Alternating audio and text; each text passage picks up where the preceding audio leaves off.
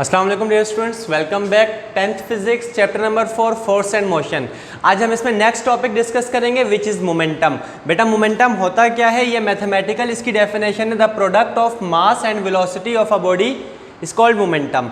मास और वेलोसिटी को मल्टीप्लाई कर दें हमारे पास क्या हो जाएगा मोमेंटम। पर होता क्या है, इससे हमें समझ क्या आएगा मोमेंटम क्या है। बेटा इससे हमें एक और डेफिनेशन पढ़ते हैं, उससे हमें समझ में आएगा कि मोमेंटम होता क्या है।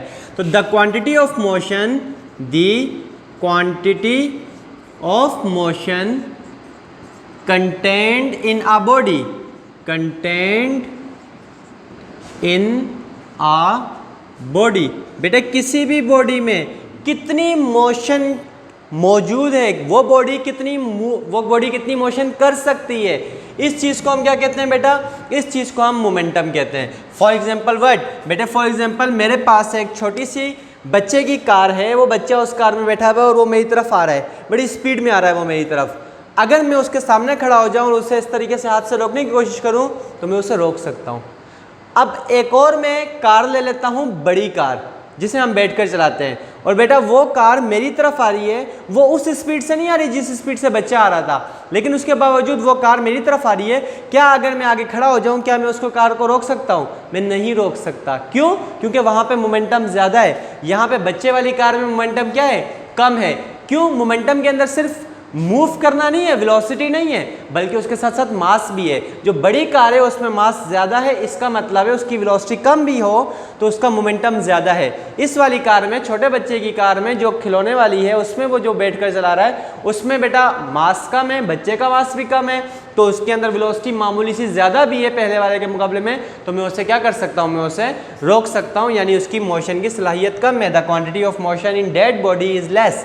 तो बेटा हम किस तरह डिफाइन करते हैं मोमेंटम को, the quantity of motion contained in a body is called momentum. बेटा इसका अगर फार्मूला डिस्कस करें तो जो इसकी पहली डेफिनेशन है वही एक्चुअली इसका फार्मूला तो है। मोमेंटम को हम P से शो करते हैं। मोमेंटम को हम किससे शो करते हैं बेटा? P से। मोमेंटम एक वेक्टर क्वांटिटी है, यानी इसकी डायरेक्शन होती है, इसलिए मैंने इसके ऊपर एरो लगा दिया। बेटा मोमेंटम बराबर किसके होता है? It is product of mass and velocity. तो product of mass and velocity. बेटा अगर मैं इसके यूनिट को डिस्कस करूं तो मोमेंटम का यूनिट क्या होगा? बेटा मास का यूनिट क्या होता है? बेटा इसका मास का यूनिट होता है किलोग्राम। वेलोसिटी का ऐसा यूनिट क्या होता है बेटा? मीटर पर सेकंड के बराबर होता है। तो बेटा मोमेंटम का मेरे पास यूनिट क्या आ गया? किलोग्राम मीटर पर सेकंड के बराबर। बेटा एक और यूनिट होता है मोमेंटम का, और वो क्या होता है बेटा? वो होता है न्यूटन इंटू सेकंड के बराबर। ये यूनिट कहाँ से आया? ये यूनिट एक्चुअली यहीं से हमने इसको बनाया है। आपको याद है न्यूटन किसके बराबर होता है? न्यूटन कैसे निकाला था? फोर्स के फार्मूले से। रफ वर्क में हम देख लेते हैं कि बेटा फोर्स किसके बराबर होती है एक्चुअली? मास टाइम्स एक्सेलरेशन के। न्यूटन सेकंड लॉ के मुताबिक F is equal to ma। बेटा फोर्स का यूनिट तो हो गया न्यूटन। बेटे मास का यूनिट, अब अगर न्यूटन किसके बराबर है उसको देख रहे हैं। मास का यूनिट किलोग्राम, एक्सेलरेशन का यूनिट मीटर पर सेकेंड स्क्वायर। तो किलोग्राम मीटर पर सेकेंड स्क्वायर, मुझे चाहिए किलोग्राम मीटर पर सेकेंड, यानी इधर एक सेकेंड ज्यादा है, तो मैं क्या करता हूं, मैं इधर भी सेकेंड से मल्टीप्लाई कर देता हूं, इस साइड को भी सेकेंड से मल्टीप्लाई करता हूं, इधर सेकेंड से मल्टीप्लाई करता हूं, तो ये हो जाता है न्यूटन सेकेंड। इधर लिखा हुआ क्या है? किलोग्राम मीटर पर सेकेंड का स्क्वायर, इधर सेकेंड से मैंने मल्टीप्लाई कर दिया। ये पर को मैं ऐसे नहीं लिख सकता क्या? पर सेकेंड स्क्वायर लिख सकता हूं, बिल्कुल। बेटा इस साइड वाला सेकेंड इस स्क्वायर को कैंसिल कर देगा, यानी न्यूटन सेकेंड किसके बराबर आया? ये बराबर आया किलोग्राम मीटर, और नीचे क्या बचा बेटा? एक सेकेंड बच गया, एक स्क्वायर कैंसिल हो गया। तो इसीलिए मैं कहता हूं कि मोमेंटम का एक यूनिट है किलोग्राम मीटर पर सेकेंड और दूसरा होता है न्यूटन सेकेंड, और मैंने प्रूफ कर दिखा दिया कि न्यूटन सेकेंड बराबर होता है किलोग्राम मीटर पर सेकेंड के। बेटे मोमेंटम से रिलेटेड हम एक लॉ पढ़ते हैं, और वो कहलाता है law of conservation of momentum. Law of conservation of momentum, इसको डिस्कस करते हैं। Law of conservation of momentum कहता क्या है बेटा? Momentum of an isolated system always remains same. किसी भी आइसोलेटेड सिस्टम का जो मोमेंटम होता है वो हमेशा सेम रहता है। आइसोलेटेड सिस्टम किसे कहते हैं? ऐसा सिस्टम बेटा जिस पर एक्सटर्नली बाहर से कोई ना फोर्स अप्लाई की जा रही हो, किसी भी तरीके से इस सिस्टम को बाहर से छेड़ा ना जा रहा हो, जो कुछ है वो उसी सिस्टम के अंदर हो रहा है, ऐसे सिस्टम को हम क्या कहते हैं? Isolated system. बेटा अब इसका स्टेटमेंट क्या है? इसका जब भी कोई लॉ होगा उसका क्या लिखा जाएगा बेटा, उसका लिखा जाएगा स्टेटमेंट। इसका स्टेटमेंट क्या है, momentum of an isolated system always remains same। बेटा किसी भी आइसोलेटेड सिस्टम का जो मोमेंटम है वो हमेशा क्या रहेगा, वो हमेशा एक जैसा रहेगा। हम कहते हैं law of conservation of momentum. इसको हम देख लेते हैं एक डायग्राम बनाकर।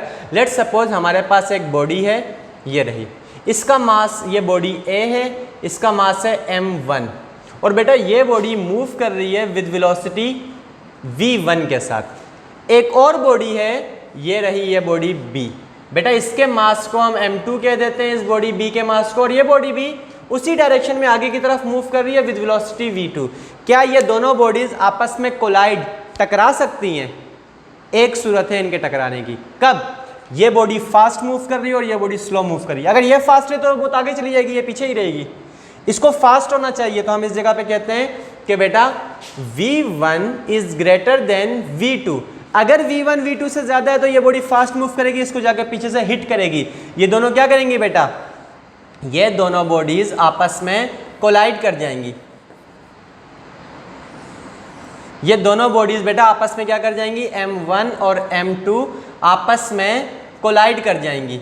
जब ये कोलाइड होंगी उसके बाद क्या होगा, उसके बाद ये बॉडी फास्ट मूव कर रही थी, इससे जाके कोलाइड करेगी तो ये बॉडी और आगे चली जाएगी।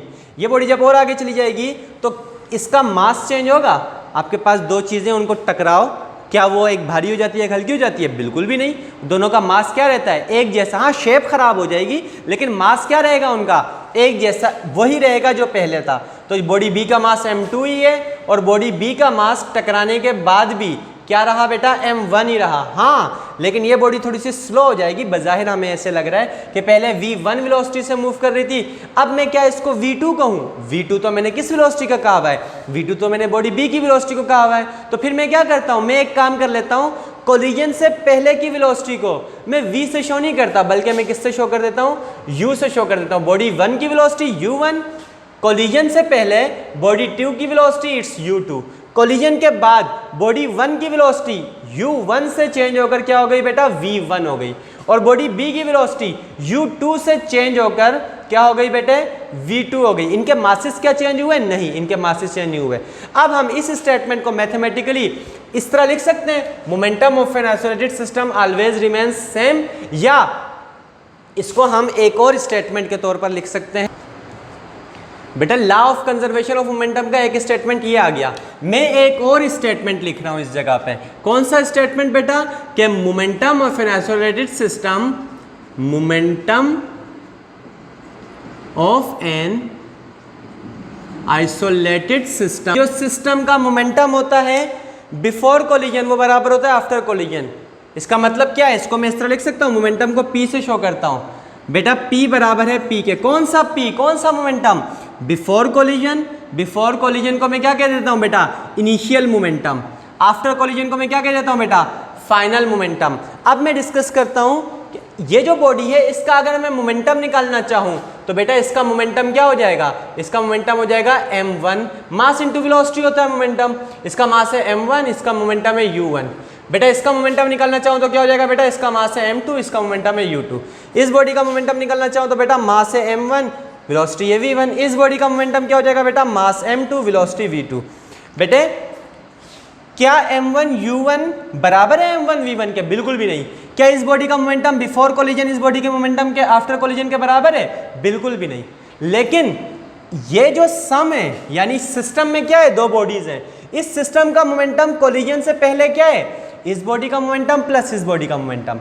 बेटा ये जो m1 u1 plus m2 u2 है, कोलिजन के बाद ये बराबर होगा इस सम के m1 v1 plus m2 v2 के। यानी इसको मैं किस तरह लिख सकता हूं, बिफोर कोलिजन पहली बॉडी का मोमेंटम क्या है, m1 u1 प्लस दूसरी बॉडी का मोमेंटम क्या है बेटा, m2 u2।